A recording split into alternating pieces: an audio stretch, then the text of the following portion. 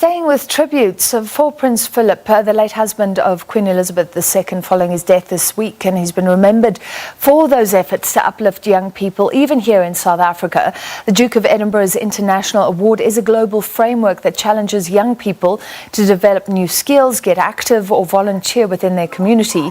It's known by a range of names around the world, including the President's Award in South Africa. To discuss, we're joined by Palesa Matuludi from the President's Award for Youth Empowerment. Ms. Matuludi, thank you for being with us. Obviously, this has affected your own work. Let's begin with your organization's tribute to Prince Philip, the Duke of Edinburgh. Good evening, Francis, and good evening to the viewers. We are definitely, saddened by the loss of such a great man who really served not only his own country, but our young people in South Africa have benefited greatly.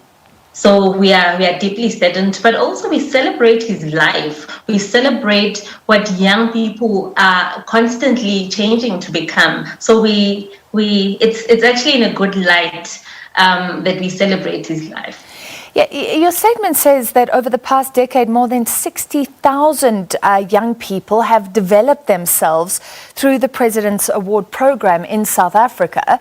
How does it work? How have they developed themselves?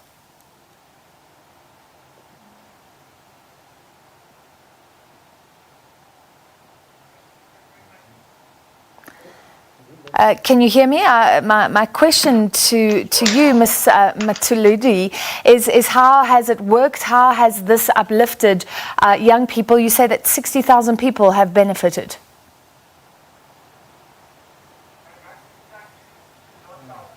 All right, I think she can't hear us. That's pretty clear, but we'll continue to try and get her up again. This is important, the legacy of the Duke of Edinburgh here in South Africa, and the people administering this award called here in South Africa the President's Award, are saying that so many young people have benefited. She is with us, I believe, on the line. Ms. Matuludi, you say tens of thousands have benefited, and my question was how? How does it work and uplift young people? So basically, the award is a personal journey of development for young people. They sign up and they challenge themselves through the bronze, silver, gold level of the President's Award, or the Duke of Edinburgh as we are known globally. And within those different levels, they're required to participate in community service, where they provide useful and meaningful community service wherever they find themselves. They acquire different skills. It could be anything from vocational skills or something that they're interested in. The other activity that they're required to do is participate in sport. And as you know, a healthy body equals to a healthy mind.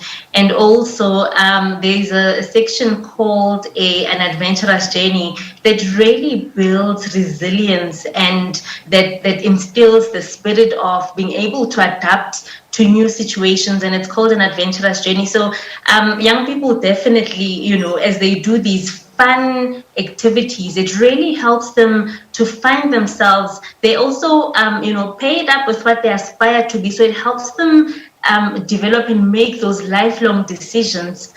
So it's definitely, one of the most inclusive youth development organizations in the country, because it looks beyond race. It looks beyond, the different barriers that we put in society. I mean, the award is implemented in schools, whether private or government or rural, in residential youth care facilities, in, communities and faith-based organizations, and also in correctional centers. And interestingly, Francis, the award in South Africa was actually the first worldwide to implement within correctional services, because Madiba said, all good and well that you're developing young people, who are not incarcerated, but those who are will return back into these communities without being rehabilitated. And within the correctional services, the award is actually used as a rehabilitation tool, which really we've seen phenomenal work there. Okay, so this sounds wonderful. Who decides? Because the whole idea, like you say, it doesn't matter on your physical capacity to start with or where you are. You set goals and you just need to move towards those goals. Who decides that you are worthy of the award or the certificate? So there's minimum requirements that young people have to attain. So for example, at the bronze level, it takes them a minimum of 6 months to complete. They need to do 24 hours of community service spread over the 6 months. They need to participate in the sport and the skill. And the adventurous journey is 2 days and 1 night. And the majority of our participants undertake a hike, which would be 24 kilometers over 2 days and 1 night.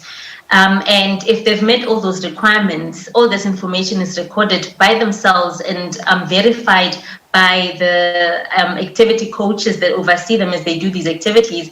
And our office then looks at whether or not they've met the requirements, and if they have, they receive the President's Award, which in essence is a certificate that has the signatures of the Duke of Edinburgh and also our current patron-in-chief, President Cyril Ramaphosa. And it sounds like that is worth gold because it helps you get jobs, or it shows employers in the future that you can be committed and stick to goals that can help you further your tertiary education as well. Definitely, because by merely having that President's Award, it already tells the person that's shortlisting that this young person is above the rest. They are a self-starter, but they not only start something, they finish it. It tells them that they are somebody who will adapt easily to this new environment, somebody who will persevere even when things get tough, somebody who is a leader, but also they lead themselves. So it already tells that potential employer or that university or the bursar that this young person is well-rounded. So that's why the certificates are globally recognized by universities and institutions of higher learning, together with employers. So finally, I mean, who funds this? Is it independent of the royal family now? And what now that the Duke of Edinburgh has died?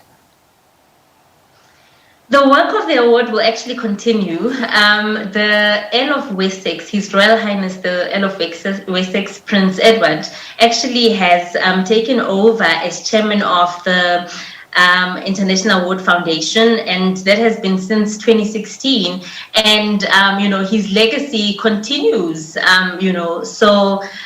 In terms of funding, we have various donors from individuals to corporates, and internationally, there's also a drive to raise money to fund particularly young people who are marginalized and who are coming from really challenging backgrounds, to make sure that the award is actually quite inclusive and we don't turn anyone away, and we assist as best as we can those young people to actually make sure that they complete the award. Yeah, well, it sounds like a wonderful initiative that many of us weren't aware of. Thank you for that explanation and your tribute tonight. That was Palesa Matuludi from the President's Award for Youth Empowerment, as it's called here in South Africa.